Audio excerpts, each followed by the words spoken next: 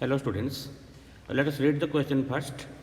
Subba Rao started work in 1995 at an annual salary of rupees 5,000 and received an increment of rupees 200 each year. In which year did his income reach rupees 7,000? Here you are given that salary for the first month. Salary for first month is 5,000, right? And increment is rupees 200 per year. Okay, so if we write his salary in a sequence, we get 5,000, 5,200, 5,400, like this. Okay, so this is the series, right? This will continue. Here you can see that this is in FP, okay, and A equal to 5,000, D is equal to 200, and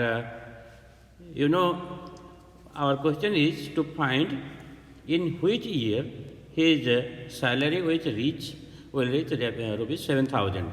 So AN is equal to 7,000. Okay.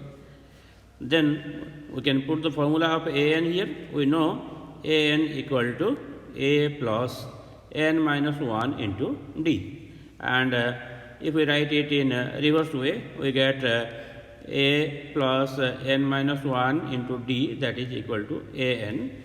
So 5,000 plus N minus 1 into 200, that is equal to 7,000, right? Imply that N minus 1 whole into 200 is equal to 7,000 minus 5,000, and that gives us 2,000, right? Imply that N minus 1 is equal to 2,000 and it is divided by 200, we get 10.